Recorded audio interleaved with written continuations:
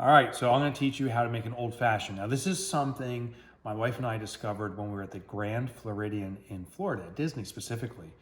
We asked for a drink, we asked for an old fashioned, and man, oh man, was it delicious. So I reverse engineered the process. I think I have it pretty close and I wanna share it with you. So here's what we're gonna do. First, let's look at the ingredients. This was a huge find, this Luxardo maraschino cherries. Dark cherries, delicious. You're gonna need some bitters. This is the Woodford Reserve orange bitters. It gives it a nice spicy flavor. Simple syrup, I haven't found one simple syrup to be better than any other, so I think any generic simple syrup will do.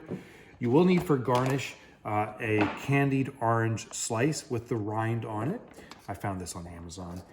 You will also need, of course, some toothpicks to assemble or stick into your rind. Fresh ice, I bought this at the store. Our refrigerator makes very cloudy ice. This ice is amazing. You're gonna need a muddler, and my new little thing is you're gonna need an orange. I like the blood orange. Not that it changes the flavor, but just adds a little more texture and color. And then the most important part is the booze itself. So we've found 3 that we love. Eagle Rare is perhaps my favorite right now, a very strong vanilla flavor, but you can see we've almost depleted this one, so we'll have to try something else. My maybe second or third runner-up favorite is Woodford Reserve. It's much more readily available. It is delicious, delicious. But we're not gonna do that. There's another one, and I don't know if this is a regional bourbon, but my wife and I discovered this, and we finished off a whole bottle by ourselves. It took us a week, but we did. And it's called Hudson Baby Bourbon Whiskey. It's the baby that makes it so sweet. So that's what we're gonna use. Here's the process. Start off with a blood orange and give it a slice where you have some flesh, some rind. That's actually a little bit big, so I'm gonna cut it down a little more, but that's about the adequate size. We're gonna insert that in a second into our glass.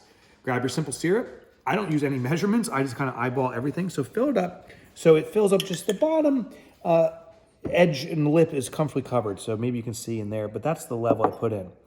I then add my blood orange, excuse me, and then I'm gonna add my Woodford Reserve. I do 5 to 7 drops. So 1, 2, 3, 4, 5.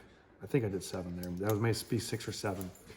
Then you muddle it. And muddling it, I don't go into aggressively. I just do a little bit of this just to squeeze out some of the rind to give it a little more spice and some of the flesh. Next, you add the cherries. And what they did at the Grand Floridian, they were putting in 3, so we followed the tradition. Put in 3 cherries. So there's 2. And there's the 3rd cherry, and put in about a half of this teaspoon's worth of the cherry juice. It gives it a really sweet, special flavor. With that done, we have the core ingredients in place without the bourbon, and that's when we add the ice. So add the ice now. In a smaller glass like I'm using here, I usually fill it right to the rim. The ice will melt down, and the first sip of a old-fashioned is a pretty strong bite to it, but as you get through it, the ice melts and it makes it more and more delicious. So now I add the bourbon. When I add the bourbon, I pour it over the ice because this clear ice will start to actually come clear as I pour the bourbon over it. And don't fill it to the rim, but I fill it approximately to that level where there's about, in this case, maybe ½ an inch to ¼ inch of space available. Then mix it. The technique to mixing that I use, stick your spoon to the bottom, cover with your hand, and stir it together so the ice doesn't come out. Do not shake, only stir. For God's sake, only stir. Then there's 2 more steps we have to take. I have this little bit of rind left over. We're gonna roll this along the edge.